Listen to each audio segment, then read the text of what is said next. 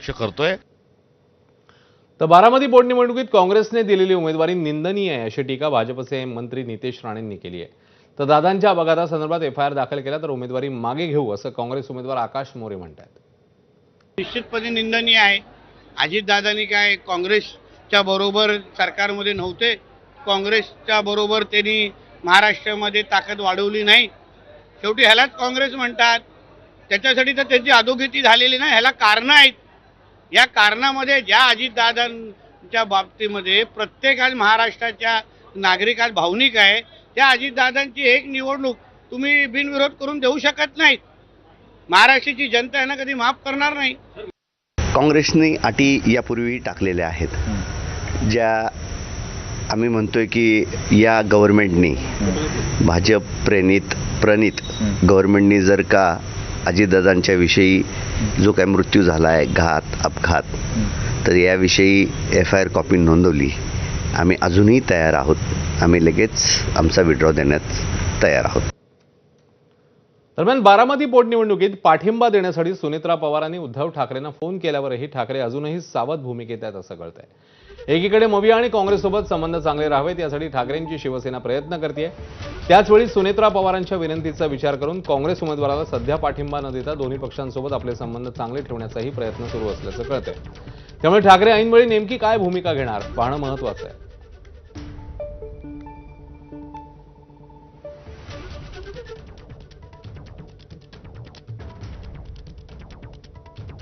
Uddhav Thackeray open हार्टेडच आहेत नेहमी।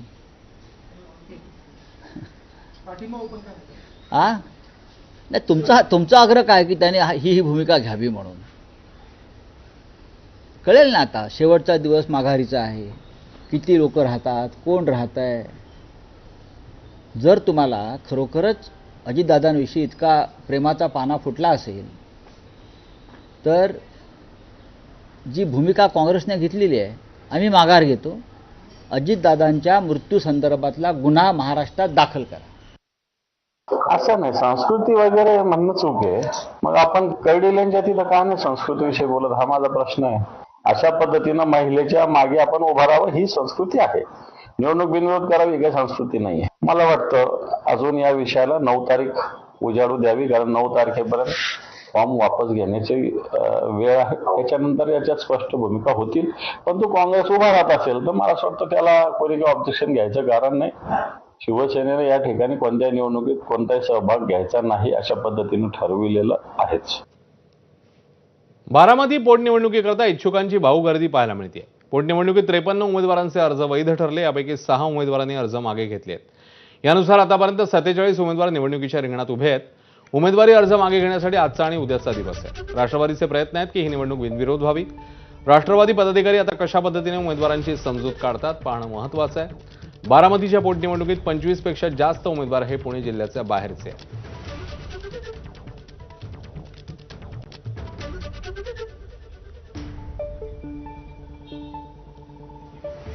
आता बातमी शिवसेनेच्या गोटात नाही।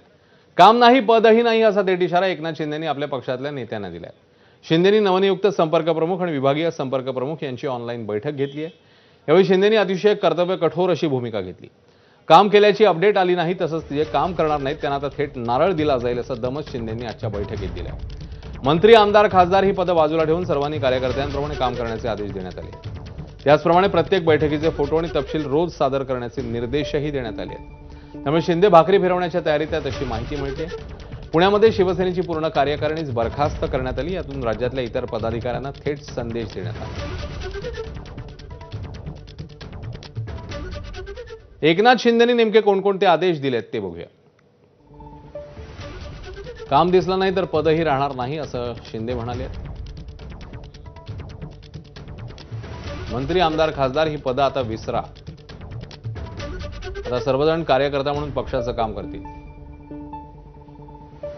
लोकसभा संपर्क प्रमुखांनी प्रत्येक विधानसभेची स्वतंत्र बैठक घ्यावी। बैठकीचे फोटो आणि तपशील मला पाठवा।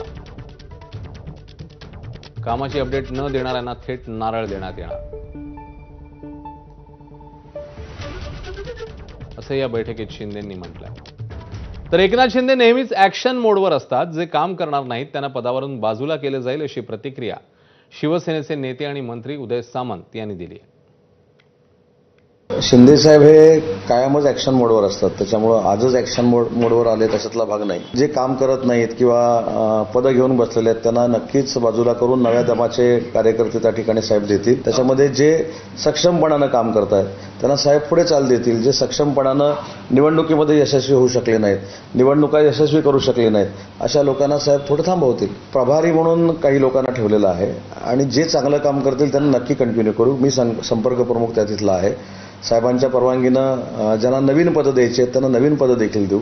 ज्यांना थांबवायचं आहे त्यांना थांबवू. त्यांना काही काळासाठी थांबवायचं आहे त्यांना काही काळ थांबवू.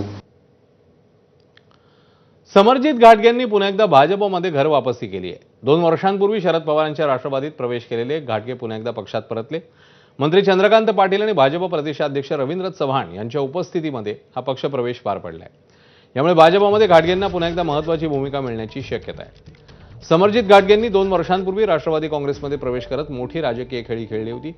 मात्र त्या काळात अपेक्षित राजकीय संधी आणि प्रभाव न मिळाल्याची चर्चा होती. परिणामी त्यांनी पुन्हा एकदा भाजपकडे वळण्याचा निर्णय घेतल्याचं राजकीय विश्लेषकांचं मत आहे. भाजपसाठी देखील ही घर वापसी महत्त्वाची मानली जाते. स्थानिक पातळीवर घाटगे यांचा प्रभाव आणि संघटन कौशल्य लक्षात घेता पक्षाला त्याचा फायदा होऊ शकतो. तर घाटगेंची घर वापसी केवळ पक्षांतर नसून आगामी राजकीय समीकरणांवर परिणाम करणारी मोठी घडामोड ठरण्याची शक्यता आहे. राज्याचे मुख्यमंत्री माननीय देवेंद्र फडणवीस साहेब माझ्यासाठी थोरल्या भावासारखे आहेत. मागच्या वर्षीच ही प्रक्रिया सुरू झाली. नोव्हेंबर महिन्यामध्ये जेव्हा नगरपालिकेला मुश्रीफ साहेबांची माझी युती माननीय देवेंद्रजींच्या मध्यस्थी झाली आणि जिल्हा परिषदमध्ये भारतीय जनता पार्टीच्या एबी फॉर्मवर आमचे सगळे उमेदवार उभारले, निवडून आले आणि त्या अनुषंगाने एक औपचारिकता होती.